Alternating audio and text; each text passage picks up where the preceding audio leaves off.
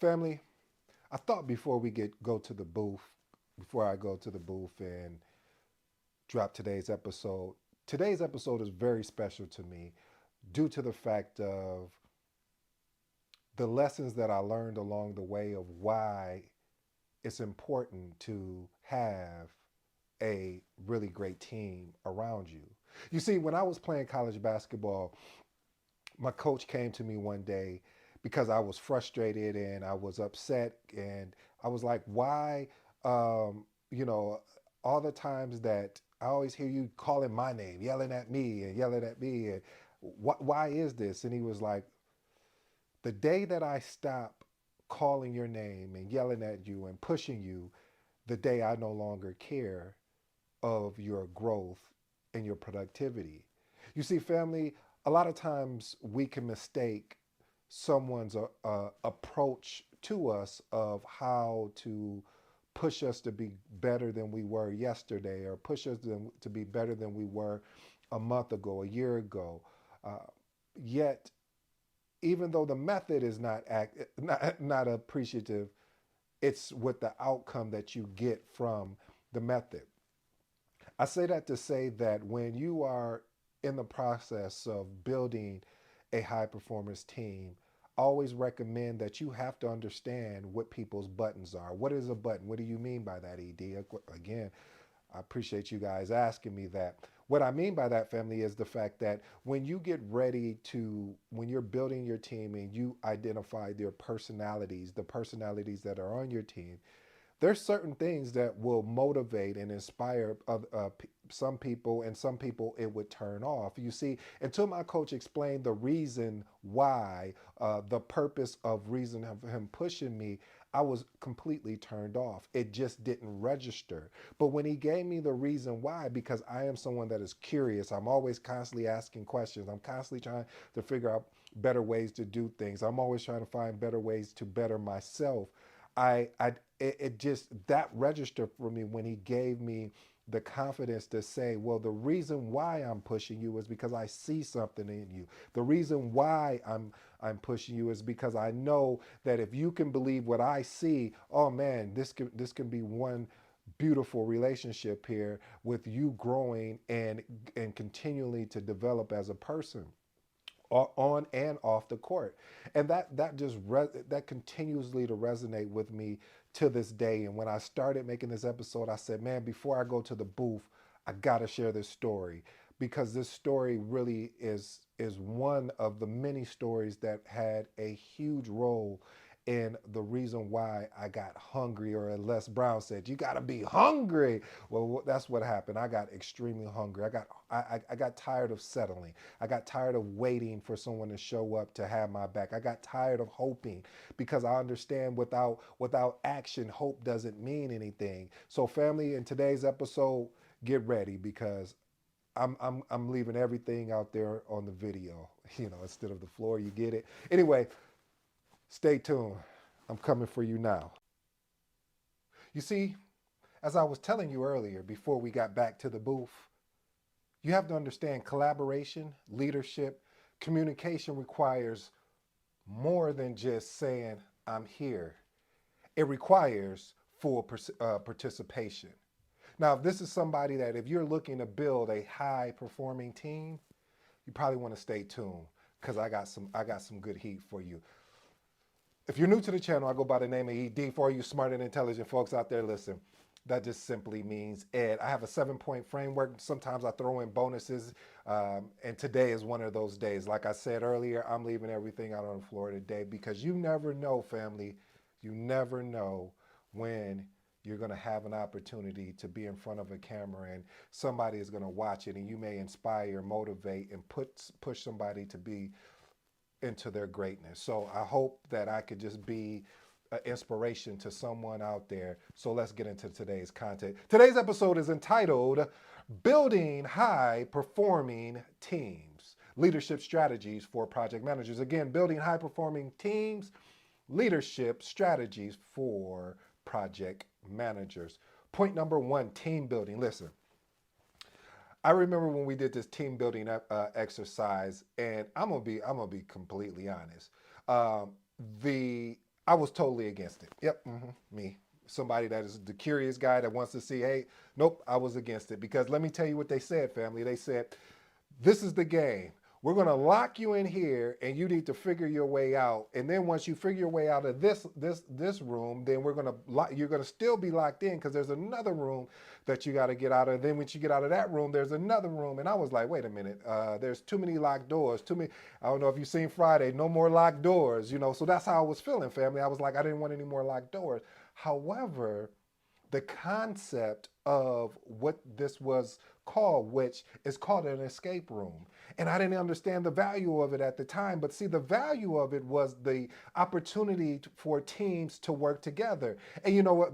And that, the leader that I was under at that time, the guy was a genius. And how I knew he was a genius, because he mixed the teams up. He didn't allow the teams that, you know, that really got along together. He mixed in the ones that, you know, we just, forget seeing eye to eye. We didn't see toe to toe. I mean, literally. I mean, because it was just, it was always conflict and debate, and it was telling me every reason why we can't do something instead of finding ways that we can. And in this team building exercise, family, of escaping the room, when we finally got out of there, it forced us, number one, to work together. It forced us, number two, to make a decision. Who's going to be the one that's going to talk? Who's going to be the one that's reading the instruction? Who's going to be the one? So everybody had a role to play.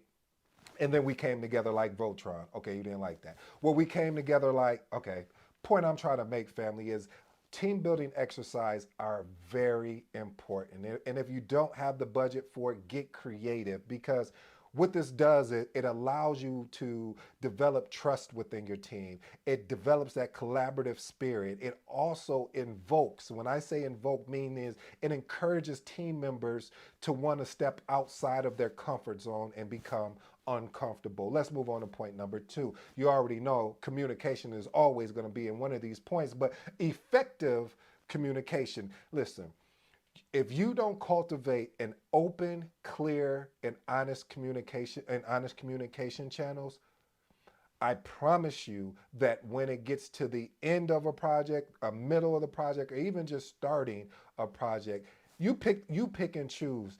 It's going to be a challenge for you as a project manager, because what is going to happen is people are going to hold information back from you because of the fear of, or I should say, the perceived fear what comes with if they have to flip your project yellow or they have to flip your project red due to a fact of maybe what something was promised is no, that can no longer happen, and you have to come up with an alternative. See, there's a difference when you have to come up with an alternative or solve a problem. You expect that as a project manager, but, and I do mean but, sometimes the team it has an expectation that everything is going to flow so seamlessly, and most of the time it doesn't happen that way, and you have to go into problem solving.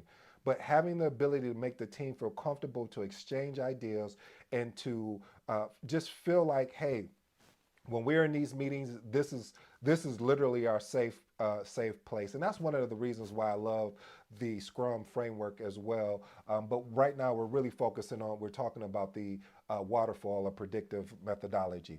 Goal alignment. Listen, you have to ensure team members not only have a comprehensive look at the project goals, but understands their individual contribution to the bigger picture, or I should say the larger objective.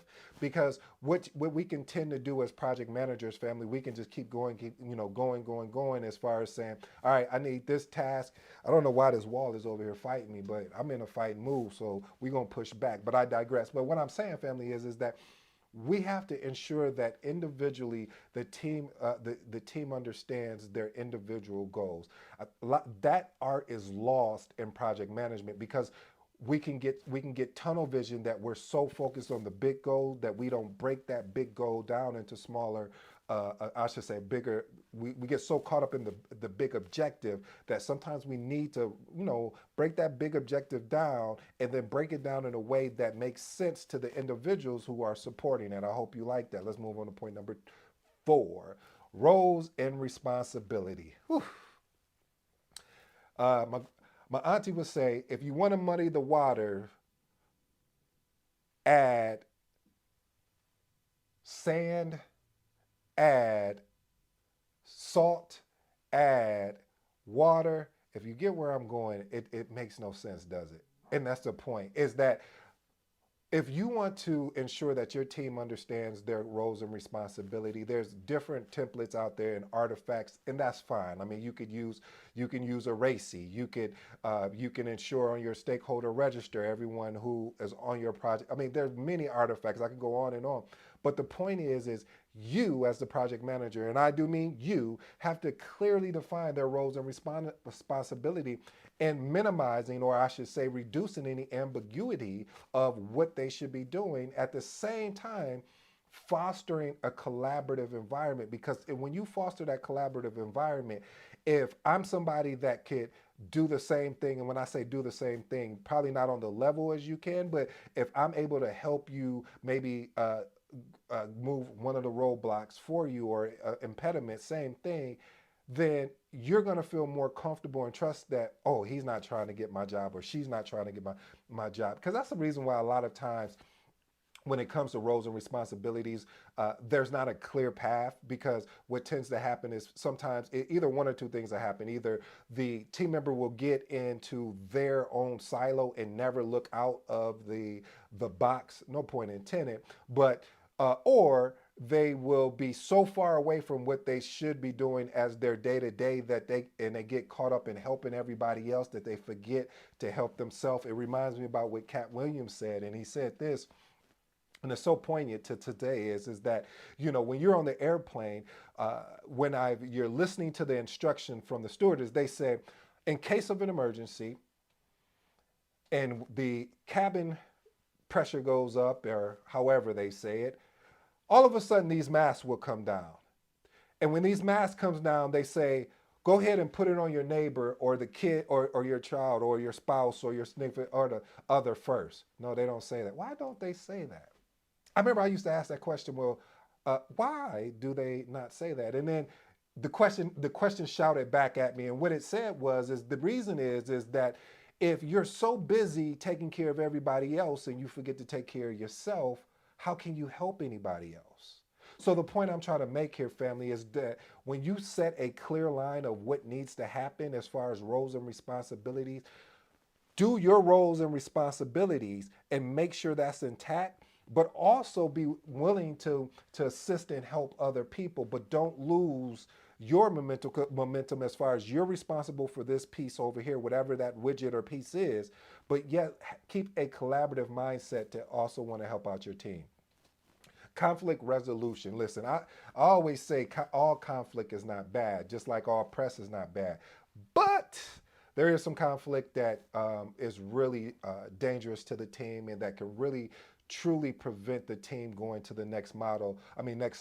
I talked about the Bruce Tuckerman model on a couple videos again, and from a high level, it really, reason why I love that model is because it continues to talk about when you're introducing new resources, how everything has to be resetted and reset it back to almost ground zero again, of doing everything over to gain that trust, and gain that trust from the team. And so when you are building these high performance teams, family, ensure that you're not just changing in and out of resources without properly ensuring that it's going to be a fit and a match for the team.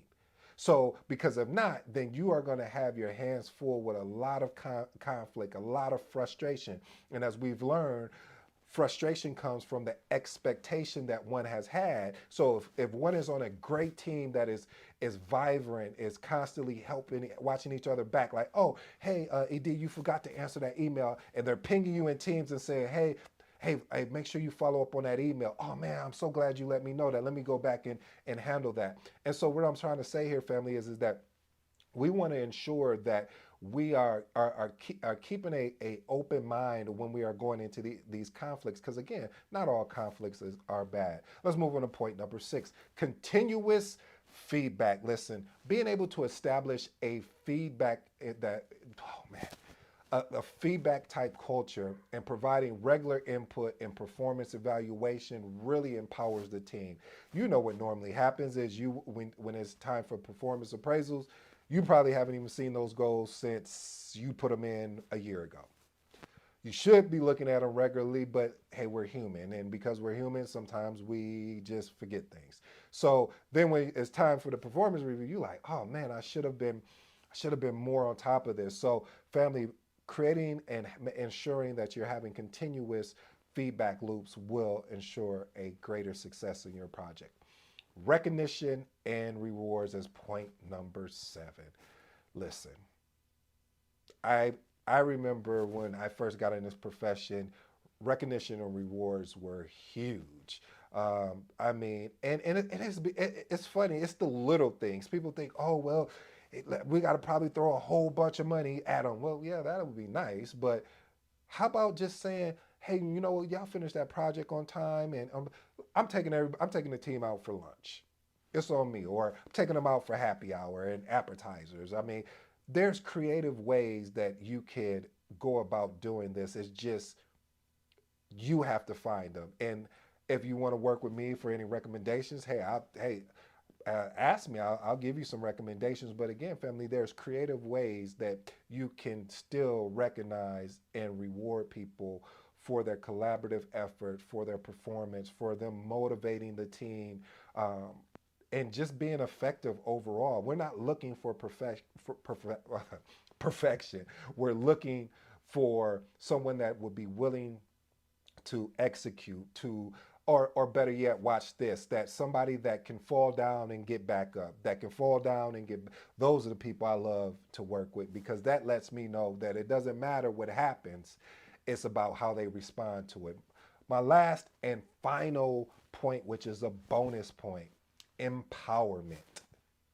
Yep, empowerment. I don't know why I did that. Yep. That's my new thing, I guess. I'm sounding like, what's that? Beep beep. Yeah, that's what it sounded like. Okay, anyway, I digress. But anyway, empowering the team members by giving them autonomy. You know, I remember when Steve Jobs had talked about when he would hire someone, and they was, I don't know if I seen this on an interview or whatever, but the point he was making was, he said, if I hired you, I didn't hire you for me to do the thinking. I hired you because you're good at that skill set, and you can deliver. So why am I going to tell you what to do? What I will do is I will empower you and give you consultation and advice, but that is not my job to tell you what to do. And a lot of times what happened is that you will get in these cultures that are micromanagers because of the fear of they're going to miss out on a deliverable, or you'll get in a culture where they say, "Oh, we're not micromanaging you," and you could just see all of the details leading up to, yeah, you're micromanaging me. So, family, I leave you with that empowerment piece. That's a huge piece, and also I leave you with this, family. At times, when you're going through the battle, just remember to keep putting one foot in front of each other as you're building these high performance teams. Until next time, been your boy ED, and I'm out.